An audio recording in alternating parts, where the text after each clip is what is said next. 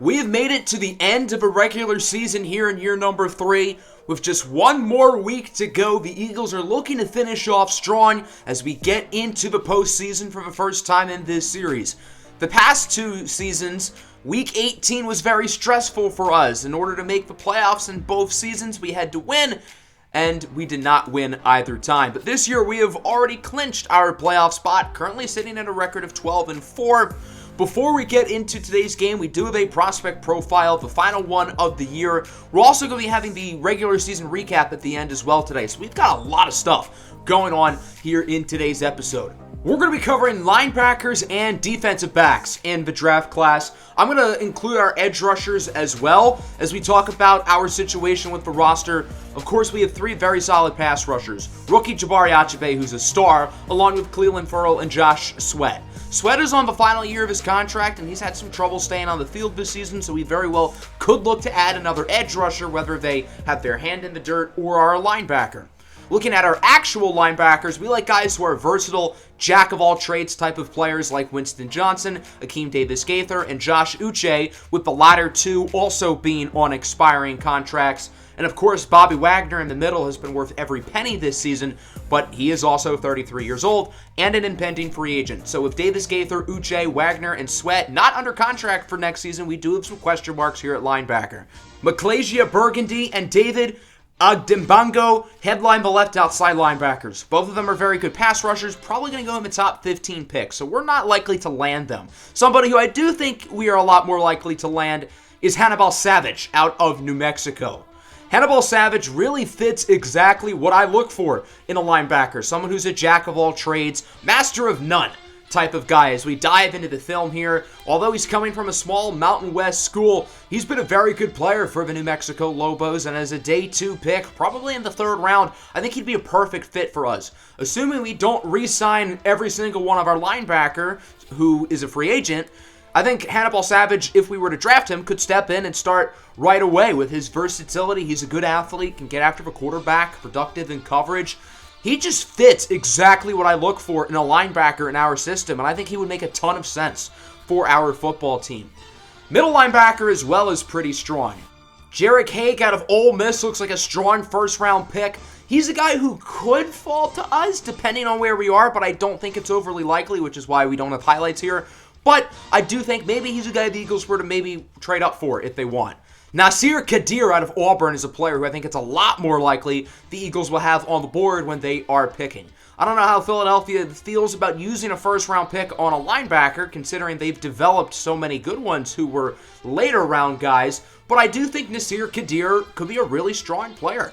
High character, team captain for the Auburn Tigers. He has phenomenal athleticism. A little bit raw, has some developing to do. Reminds me a little bit of Patrick Queen coming out of LSU. So if that's the type of player you want, maybe you'd take a look.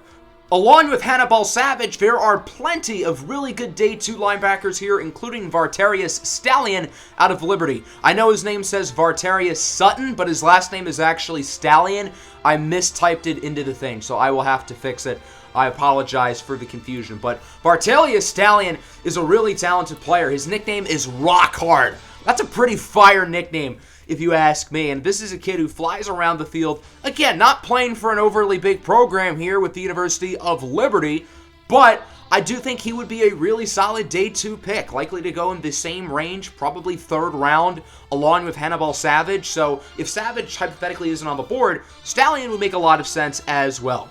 And then as we look at right outside linebacker, there's another highly projected pass rusher who we are not going to land our hands on, but I do want to talk about him in depth. Mustafa Yahya out of North Carolina is a stud. One of the best defensive prospects in the entire draft class. A lot of scouts are comparing him to Jabari Achabe, who obviously came out last year. We ended up drafting him, and that pick has, of course, been a home run. I don't really agree with that comparison because players of Jabari Achabe's skill set do not grow on trees, but Mustafa Yahya is probably the closest thing we'll see to Jabari Achabe in a while. Unbelievable athleticism. The flashes are there with him, but like Jabari Achabe, he wasn't always the most consistent in college. So if he can really use his skill set and athleticism to put it all together, you never know. Bam Jackson and Josh Pham are also projected to go in the first round, both pretty solid as well. So it is a loaded linebacker class, and we're certainly probably going to take a deep look at some of those guys.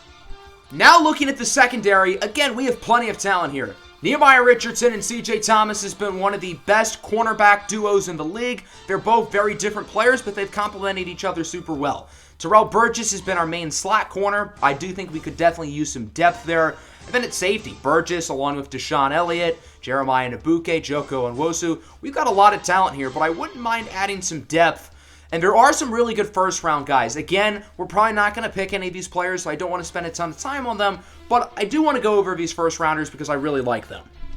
Every year in this series, there's been that blue-chip, can't-miss cornerback prospect. In year one, it was Nehemiah Richardson, who we ended up using a top 3 pick on and has been absolutely worth that investment. Last year, it was Jalen Beckham out of Oregon, who, as you can see, also has superstar X Factor. This year, that player is Gogurt Spiffy out of Texas A&M. Yes, his nickname, or I guess the name he goes by, is Gogurt. So, with a name like that, I hope he can live up to the billing of guys like Nehemiah Richardson and Jalen Beckham. Personally, I think Spiffy is a step below both of them as a prospect, but he is still really good and definitely a top 5 to 10 talent in this draft class. He's got pretty good athleticism. I think he actually probably has better athleticism than a guy like Nehemiah Richardson. Just doesn't really have the ball skills and isn't as consistent as those two other top corners, but he's going to be great. And then behind him, there are a couple late first, early second round projected guys, including Prudencio Pinheiro out of Florida. He is 6'2". He has the length and measurables you look for in an outside corner, but he's just so versatile. You can put him at safety, you can put him at the slot. Florida uses him in their star role, and for those who don't really know what that means, he pretty much does it all, sort of like an Isaiah Simmons or a Tyrann Mathieu, someone who you can put in the box as a sub linebacker, put him at corner, put him in the nickel, put him at safety. Pinheiro can do so many different things, and I think with his skill set, he'll be best as an outside corner, but he can play all around the field, and I think defensive coordinators are going to love him. Shock Sanders is a more traditional corner out of Penn State, so I think if you're looking for a more high floor option over Pinheiro, I think Shock Sanders would make a lot of sense. Jaqua Stanley II is a talented player. His father, Jaqua Stanley, channel legend, very good player. And as we go down the board, there are a couple more guys I like. A couple Westlake players at corner who I'm intrigued by, including Roger Collier, who has unbelievable ball skills. He's the type of corner I really, really like, and in the 4th round, he would make a lot of sense for a team like us who is looking for a true number 3 corner, especially with Terrell Burgess being a free agent at the end of the season. Another Westlake corner is Chris Johnson, projected to go in a similar range. This kid is an absolute freak. He was a super highly regarded prospect out of high school, went to IMG Academy, two-way superstar, never fully developed in college, but he is a very good player. Not quite as fast as the former Tennessee Titans running back Chris Johnson, but still really, really quick. And then at the bottom, Mekhi Diggins. I know it says Washington, but he, of course, is from Metropolis University and our Metropolis Bulldogs team builder dynasty. Diggins has been a team captain this year for the Bulldogs and has really led a culture shift here in Metropolis's first season of existence. Of course, Diggins plays on both sides of the ball. He's a starting cornerback, and he's also the team's starting running back. Diggins will likely stay on the defensive side of the ball in the NFL. I just don't think he's explosive enough as a running back to really have the future there, but I do think he could be a pretty solid corner. Added along with his unbelievably high character and IQ, I think he'll be a perfect fit in an NFL locker room. And even if he never develops into a good player, I think he's just going to be a good leader and a good locker room guy to have. And glue guys like that are very important in the NFL. And if Mekhi Diggins does develop, then that'd be great. I'm really rooting for him to succeed, and I think with his mindset, he absolutely has a chance to do so. There are a number of other Metropolis players in the class, including Reggie King, O'Shane Yakabuti, Eric Boyd, and Boob McAllister. I couldn't type Boob, obviously. I guess that's not really a surprise. As we move on to safety, this is one of the stronger positions on our roster, but there are quite a few players I want to take a look at. We don't have any highlights here for Edmund Orient out of Ole Miss. That's because he's missed the entire season with a knee injury, but I still think he might be the best safety in this class and is someone who the Eagles really could look at with their first pick if the medicals clear. If they're wary about the knee injury, they could look at Louisville's Oka Polamalu, who is related to the great Troy Polamalu, NFL Hall of Famer, one of the all-time great safeties with the Pittsburgh Steelers. Will Oka Polamalu be as good as Troy? No, probably not. And that doesn't say much, because Troy Polamalu is arguably the greatest to play the position ever. But I do think Oka Polamalu could be a very fun player. I don't think he's as talented as the top free safety, Edmund Orient. But again, you have to remember the medical question marks of Orient with the knee injury. So if teams are worried about that, I think they'll look towards Polamalu's way. And then at strong safety, one of my favorite players in this draft class, regardless of position, is Notre Dame's Salem Newport. Newport played his first 3 seasons of college ball at Harvard. He has unbelievable intelligence. He's a super smart kid. Transferred to Notre Dame, another highly respected school, because he wanted to be seen by more scouts. And let's just say scouts have seen him make a major impact for the Fighting Irish. He's been one of the best defensive players in the country, drawing comparisons to the likes of Harrison Smith. And he's a guy, again, right in the Eagles' range who they may want to take a look at. So there's our final prospect profile, and now we have met the entire draft class here for season number 3. As the playoffs conclude and we get to the offseason, we're obviously going to have the draft preview, we're going to do mock drafts, and then we'll have the draft itself, which I'm very excited about. But now all of our focus is on the rest of the season here for the Eagles. We're taking on the Denver Broncos, led by quarterback Aaron Rodgers. The Broncos traded a lot in order to acquire Aaron Rodgers' services this past offseason, and that decision has proven to be a pretty good one, because the Broncos are 9-7. If they win today, they clinch a playoff spot, as they are currently the 7th seed. At 12-4, our Eagles have already clinched the division and number 1 seed, so technically we don't really have anything to play for, but I still think we do have a lot on the line today, and it is still an important game. For one thing, I'd love to play spoiler. I would love to take Aaron Rodgers out of the playoffs. The Broncos are in with a win, and with a loss, they're probably out. So this is a very important game for them. Now, we are continuing to get healthier and healthier. Only one injury currently with Lane Johnson. We, of course, are getting Tykeem Keon and Dallas Goedert back healthy this week. But as you can see, I still want to start most of our starters. Other than Jason Kelce and Brandon Brooks, everybody who is a starter is going to start. Since we've obviously clinched for 1 seed, we don't need all of these guys to play, so as the game goes on, we will take our starters out, and by the end, we will pretty much have all of our backups in, most likely for the most part. But there are some players who, in specific, I do want to keep an eye on. As we look at the game plan, stop Aaron Rodgers and run the ball. It's pretty much that simple. Again, a win isn't the huge deal here, but I still want to play well, because we need to be loose and ready to go. I also want to give players certain statistical milestones. Tykeem Keon and Rosemont St. Clair are very close to 1,000 yards. C.J. Thomas, 1 interception away from double digits. And Bobby Wagner is tied for the NFL record for most tackles per loss in a season ever with DeMarcus Ware. So if Bobby Wagner gets 1 TFL, he'll break the record. I wanted to break the rookie sack record with Jabari Achabe, but he already has, passing former Eagle Javon Curse. So we're not really worried with Achabe. So pretty much for stats, the guys to look out for are Tykeem Keon, Rosemont St. Clair, C.J. Thomas, and Bobby Wagner. As we hop into Week 18, the final game in the regular season in season number 3. With a win, the Denver Broncos are probably in the playoffs. With a loss, they are probably out. And again, our Eagles have clinched for 1 seed, but we need to stay ready. We need to stay loose, because teams can get rusty. Look at the number 1 seeds in real life in this year's NFL. 3rd and 9, Jalen Hurts misses Devontae Smith on the easy throw. Hurts is probably going to play 2 or 3 drives and then sit for the rest of the game. As the Broncos have the ball, look at Javonte Williams, a mean, bruising power back. Our running back, Tazwell Hubbard, has a lot of similarities to Javonte Williams. They're both built similarly in size, around 5'10", 200. And if Hubbard can turn into Javonte Williams, that would be great.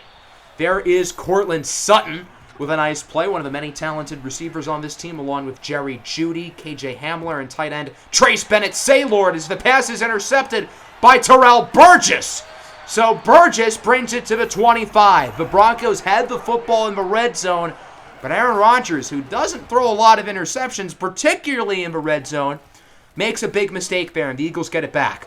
3rd and 4, Hurts under pressure, gets it to Tykeem Keon in his first game back. There goes Keon down the field. Can he take it all the way?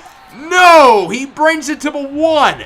A gain of 69. Nice yards for Tykeem Keon, and that play alone will put him over the 1,000 yards mark. So Tykeem Keon has done all he needed to. 3rd and goal now for 1. The Eagles are having trouble punching it in, but they do get it here in the hands of the tight end, Dallas Goedert, who is also returning from an injury as well, showing off the backflip. Good to see Tykeem Keon and Dallas Goedert healthy after missing multiple weeks each as the Eagles lead 7-0. Denver has it back. Nice throw again for Courtland Sutton, who's been busy today, and Jabari Achebe is hurt. That is not good news. Achebe's been the best player on this defense this year, maybe the best player overall. He's not going to the locker room, so it appears he'll be fine, but in order to be precautionary here, he will likely be shut down for the rest of the day. 3rd and 13, KJ Hamler dives in the end zone, and the Broncos are on the board. A nice play there for KJ Hamler, the former Penn State Nittany Lion, with just over a minute left in the first quarter. So now we're tied at 7, and look who's leading the offense. It's Jimmy Garoppolo, who is checked in at quarterback. The backups are in for the offensive line as well. The starting skill position players remain in the game. Nice catch there by Rosemont St. Clair out to the Denver 44, and that will pretty much conclude the first quarter. Pretty exciting start. Game tied at 7. We're starting to see the backups trickle in here for Philadelphia, but they still have a number of their starters still in the ballgame. 2nd and 5. First play of the quarter. Garoppolo goes short for Devontae Smith. Of course, a lot of the skill position players have missed some time this season, so continuing to keep them fresh is a big deal, but you also don't want to see re-injury in the case of Devontae Smith and especially Tykeem Keon and Dallas Goedert, who are in their first game back. Zebediah Phoenix would make a field goal, so now the Eagles are up top 10-7 as they gain the lead back. So Denver has it here with still plenty of time left in the second quarter, about 7 minutes. They do have a pretty big 3rd and 5. Rodgers is going to look to throw it, has a clean pocket, launches a strike for a wide open KJ Hamler. I don't know why the Eagles did not cover deep downfield as Hamler brings it to the 5. Great job by Joko Onwosu to track down the speedster, but still a pretty costly mistake there by Philadelphia as the Broncos now have it on the goal line. 1st and goal, Rodgers with a quick strike over to Courtland Sutton, who's had a busy first half. Sutton has really played well against Nehemiah Richardson, and although Richardson's been great this year, the past couple of weeks, I've got to say, he has been a little bit shaky. So the Broncos are up for the first time today, 14-10, as Garoppolo misses Devontae Smith there on 3rd and 8. Jimmy G definitely does not have the mobility and the throwing on the run that Jalen Hurts has. Javonte Williams loses 3. Bobby Wagner had such an easy shot for the TFL. And again, that would have broken the record for the most tackles per loss in a single season, but he missed them. Costly play there by Wagner. Then on 1st down, Rodgers has a wide open man. It's Tim Patrick who is pounded at the 32-yard line by Jeremiah Nnabuke. The Eagles' coverage today has been pretty bad, and it's a little bit concerning because the starters are still out there on the secondary. 3rd and inches, again, it's the tight end, Trace Bennett-Saylord, who has the field wide open before getting hit hard by C.J. Thomas. Most of the other backups are in on defense. The defensive line is all backups. The linebackers are mainly backups, except for Bobby Wagner, still looking for his stats. As on 3rd and goal, the pass for Judy is broken up by C.J. Thomas. Judy's done nothing today. He has gotten locked up by C.J. Thomas. So here is the field goal unit to make it a 7-point lead. The kick is good from 24 yards out. And the Broncos now lead this game 17-10. This will probably be Garoppolo's last drive. I think in the second half we'll see Maddox Gillard at quarterback. So I'm curious to see what Jimmy G can do as he finds St. Clair up the middle. St. Clair very well could get 1,000 yards receiving. I think he needs about 100 or so in this game, and he's already about halfway there. 3rd and 2, Tazewell Hubbard is a yard short of the 1st down. On 4th and 1, the Eagles quickly call a timeout. They're first, and they do send the field goal unit out. Odd that they called a timeout there. Well, it's a fake. Why not have some fun today? Look at Delshawn Callaway Riley try to hurdle the defender. He's unsuccessful, but he gains 27. Since this game doesn't really matter in the grand scheme of things, the Eagles are saying, why not have some fun? 2nd and goal, down to 17 seconds. Short throw for St. Clair, unable to dive in the end zone. The Eagles are out of timeouts. They have to spike it. And they do have 6 seconds left, but that wastes it down. So now it's 4th and goal. Again, the offense stays on the field. They're going to look to punch it in here from the 2-yard line. Hand off for Hubbard, and he is stopped. So the Broncos will keep the lead. The goal line stand from the middle of the Denver defensive line will keep them on top through the first half. 17-10, a pretty exciting game even with a lot of Philadelphia's backups in. The game plan really is not going to change. Run the ball and stop Aaron Rodgers, neither of which we've done successful. Our run game's been very poor, and our coverage has just been a disaster today. I don't know what the deal is. So as we go into the second half, a lot of the starters are out of the game. Bobby Wagner is still in, looking for that tackle for loss. Other than the two corners, Nehemiah Richardson and C.J. Thomas, for the most part, it's really mainly backups in. As Cortland Sutton has the middle of the field wide open, the Eagles ran a heavy blitz on that play, so I understand why Sutton was wide open, but still, the coverage continues to be a mess today. 2nd and 5, handoff for Javonte, and that'll be ruled as a tackle for loss for Bobby Wagner, his 27th of the year, which breaks the record for the most tackles for loss by a single player in NFL history. So Wagner's day is now done, and really the only starters left on defense are C.J. Thomas and Nehemiah Richardson. Richardson allows the first down reception there to Cortland Sutton. And again, Richardson continues to play pretty poorly the final 3 or 4 weeks of the year. 3rd and 6, nice hit to jar the ball out of the hands of Tim Patrick. That was Joko Unwosu, who's going to be an every down player here in the second half. He still gets a lot of playing time anyway, but he's going to see an increase of snaps with Deshaun Elliott probably out for the remainder of the game. Field goal is good for the Broncos, so now they lead by 10. And now we get to see Maddox Gillard. I know that's Jimmy Garoppolo, but he's not going to stay in the game. This is Maddox Gillard, a former 6th-round pick out of Boston College. Hasn't played this year, played a little bit last year. Wasn't all that good. We'll see what he can do here as he goes short for St. Clair, who jukes by the defender. He's got to be pretty close to 100 receiving yards on the day, which would put him at around 1,000. Yeah, there you go. He's at 76, so he probably only needs 2 or 3 more catches of about 10 yards, and that'll do it. 3rd and 4, Gillard nearly intercepted right in the hands of the defender. I believe that was Justin Simmons. Bad throw there by Maddox Gillard. And again, we're seeing why these guys are not starters. We're seeing why Jalen Hurts has kept the job all year. 44-yard kick for Zebediah Phoenix is good, and the Eagles now lead by 7. Phoenix leads the NFL in field goals made by a lot this year, but he's not very close to the record. That belongs to David Akers, who I believe broke that record while he was with the Eagles. Aaron Rodgers misses the throw there, so the defense gets a stop, and the offense has it back. 3rd and 10, incomplete, looking for St. Clair, who's playing out of the slot. Now that the starting wide receivers are out, the Eagles are doing some experimenting with St. Clair as we conclude the 3rd quarter. 20-13, the Broncos hold the lead. Denver is 1 quarter away from advancing to the AFC playoffs. We'll see if they're able to do it. 3rd and 2, play action fake. Rodgers is going to look to throw it, and he is incomplete. Henry Ray was the one with the pressure. A superstar development undrafted linebacker who I'm pretty keen on watching here in the 4th quarter. The Eagles have it back, 3rd and 8. Gillard under a ton of pressure. He connects with Delshawn Callaway-Riley, who was unable to keep his feet in bounds. That was a good throw, but Callaway-Riley unable to hold on to the possession. So the Broncos have it back, not for long. It's intercepted. C.J. Thomas with his 10th of the year, and Thomas is going to take it for a house call. This game is tied up at 20. But not so fast. Let's slow our roll. There's a penalty flag on the play, and it looks like this one is coming back. It's going to be an illegal block in the back on Jeremiah Nnabuke. So the interception still counts. C.J. Thomas still gets 10. The Eagles get the ball back, but they don't get the touchdown. Gillard on 3rd and 8 runs backwards for a big loss, sacked by Jawan Johnson. Again, there's a reason why Maddox Gillard is not a starting NFL quarterback. He's been pretty unimpressive today. Denver has it back on 1st down. Rodgers with a strike downfield. It's caught for a big gain in the hands of Trace Bennett-Saylord. C.J. Thomas was unable to flick his hips quick enough. Joko Unwosu also could not get to the ball in time. And the Broncos are definitely in control right now.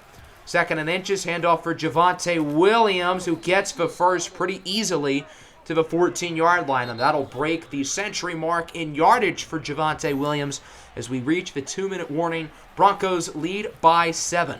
Rodgers on 1st down with a strike in the end zone for Cortland Sutton, who gets the touchdown.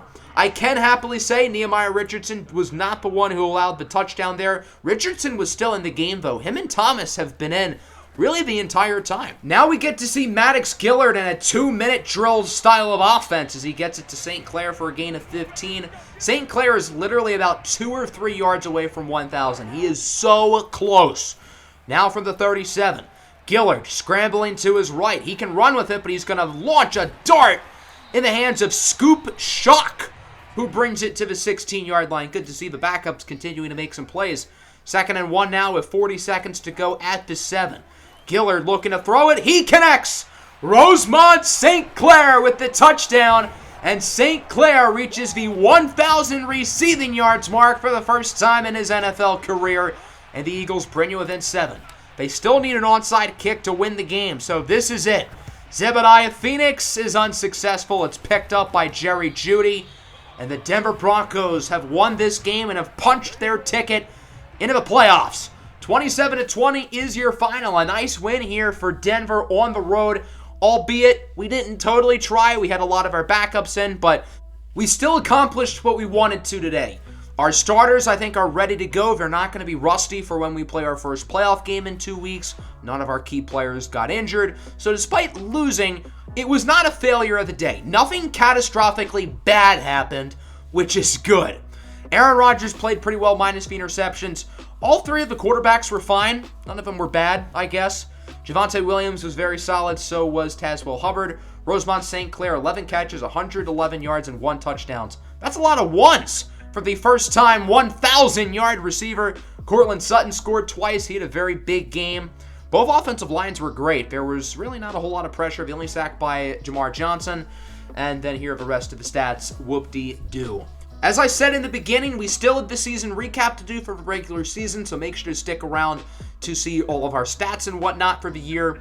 For the game planning against Aaron Rodgers, I chose to focus on sending pressure because I thought that'd be easier than forcing turnovers. We did not send pressure, we did force turnovers, and because of that, all of our defensive players have -5 play rec for the next game. That's really bad because our next game is a playoff game, so not particularly ideal. We do have one new injury. It's Jeremiah Nabuke with a torn labrum. He's not a starter, though, so it's not the end of the world. Unfortunate, but he is a backup. So as we look at the stats for the year, of course, led by quarterback Jalen Hurts, he wasn't perfect, but we gave him a role to where he didn't have to do too much. We were a run-first team, and I think Hurts excelled in that role. He, of course, is on the last year of his deal. I'm still not sure if I want to bring him back, but I thought all things considered he played well for us this season. Our run game was definitely the strength of the offense, and although the run game is a little bit inconsistent at times, both Tazewell Hubbard and Rosemont St. Clair were very positive assets to the offense, and I believe our team did lead the NFL in rushing yards, probably by a considerable margin. We had 3 1,000-yard receivers, of course, Devontae Smith and Tykeem Keon on the outside. They each missed 3 games, which makes it very impressive. Those 2 are both complete studs. And then Rosemont St. Clair, he ended up not making the Pro Bowl, which hopefully none of our guys are going to be playing in the Pro Bowl for obvious reasons, but that's a travesty to me. He was such an important and integral piece to the offense. I don't get that at all. The offensive line was great, other than Lane Johnson, who was kind of the turnstile at times, but everybody else was good. Although our offensive line wasn't durable. Everybody missed at least 3 games, except for the left tackle, Tyler Palumbo. The defense's improvement from last year to this year, I think, is the big reason why we've gotten better. Led by Bobby Wagner, who was worth every penny. 104 tackles, 27 for a loss, which is an NFL record, and he also does not make the Pro Bowl, which just blows my mind. I don't get it. Bobby Wagner was one of the best defense players in the league. I don't know how he doesn't get in. He had more tackles for loss this season than anybody in the history of the goddamn league. Jabari Achabe did make the Pro Bowl, thank God. 22 tackles, 15.5 sacks. This kid is special. There's a reason why we traded up for him. He's a star. He started the year off very slowly, and I was a little bit concerned, but then the second half of the season, he turned on the Jets in a big way. Having a generational pass rusher like him is such a big deal, and having complementary guys like Furl, Sweat, Cox, and Winston Johnson is also a big deal. So I think our pass rush is set up very well for the future, having our alpha dog and having a bunch of other good players. The cornerback tandem, Nehemiah Richardson and CJ Thomas, they were so much fun. Richardson was our shutdown, lockdown guy who quarterbacks rarely throw the ball towards. He was also our gunner on special teams, and he was really good in that role. However, the emergence of CJ Thomas is the bigger surprise. He recorded 10 interceptions this season, but what I noticed about him, even though the interception numbers stayed the same throughout the year, he got significantly better in coverage as the season went along. Early in the season, it seemed like he allowed a big play every game, and the past couple of weeks, quarterbacks aren't throwing him the ball. He's been better than Nehemiah Richardson in the second half of the season in coverage. So, no, he is nowhere near Trayvon Diggs because he can actually cover. The interception numbers are, in fact, similar to Diggs, but he has the playmaking ability and the coverage ability.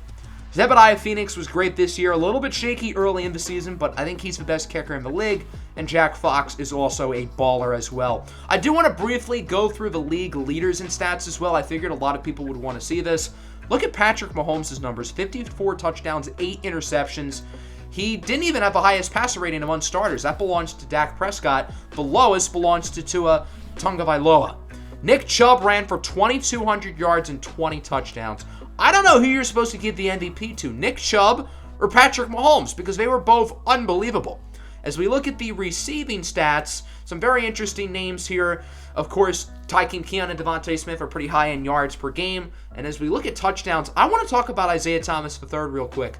The Packers got this draft pick from Denver in the Aaron Rodgers trade, and Isaiah Thomas III is an unbelievable player. Man, is he good. And being a former Westlake guy, I love seeing him succeed, even though it's with the Packers. Of course, Bobby Wagner led the league in tackles for loss, although a few guys were right on his tail. We have to sort by conference for sacks, which is kind of dumb, but there you go. Jabari Achabe, third in the NFC in sacks. Also the same for interceptions, which of course CJ Thomas led by a wide margin. And then Zebediah Phoenix with 35 field goals had more than doubled the amount of field goal makes as fourth place. That's crazy. Henry Ruggs is a punter, by the way. That's kind of funny, but yeah, he was New Orleans' punter for a short time. So Patrick Mahomes ends up winning the MVP over Nick Chubb. You could really go either way. Both of them deserved it. Coach of the Year is our very own Champ Britton, which is very well deserved. Seeing this team's improvement and development, you got to give Coach Champ a lot of credit. So I think they made the right call with that award. We're going to scroll through the AFC awards pretty quickly. Braxton Pratt, the wide receiver who was like a 6th or 7th rounder, wins AFC Offensive Rookie of the Year. And the Defensive Rookie of the Year is Jay Gold Jr. of the Raiders. I'm obviously particularly intrigued by the Rookie of the Year awards because we've obviously followed these draft classes pretty in depth and we know some of those guys quite well. And then as we move into the NFC, the Offensive Player of the Year is Dak Prescott. Jalen Hurts is in the top 10, but no Rosemont St. Clair in there. It feels like a travesty. Aaron Donald wins DPOY with CJ Thomas finishing in 3rd, Jabari Achabe finishing in 6th, and no sign of Bobby Wagner, which again is stupid. Osiris Jefferson wins Rookie of the Year. To do that as a running back is pretty crazy. The top 5 guys in the NFC, I think, would have all won it in the AFC, so clearly a very competitive race there. Jabari Achabe wins Defensive Rookie of the Year, no surprise, with Joko and Wosu finishing in 4th. Hurts is 7th for Best QB. St. Clair is 9th for Best Running Back. Again, it's a travesty, but at least he's ahead of Christian McCaffrey. That's kind of cool. For Best Wide Receiver, nobody. But we do have a couple former Westlake players in there with Maurice Rogers and Isaiah Thomas, who ended up winning the award, so that's pretty cool. We had Brooks, Johnson, and Kelsey finish in the top 5 for Best Offensive Lineman. Lane Johnson really does not deserve it, although I do think the other 2 definitely do. Jabari Achabe wins Best Linebacker, even though he didn't play linebacker. No Bobby Wagner in the top 10, which is stupid. CJ Thomas wins Best DB, well-deserved, but no Nehemiah Richardson and Deshaun Elliott is a little bit questionable. And then Zebediah Phoenix well-deservedly wins Best Kicker. So we're going to simulate into the wild card round. We shouldn't have a game here since we have a first-round bye, but we have a problem. Apparently, the Dallas Cowboys have stolen the 1 seed that we had already clinched. So, yeah, EA has decided to screw us over, and you're going to have to find out more about this in the next episode.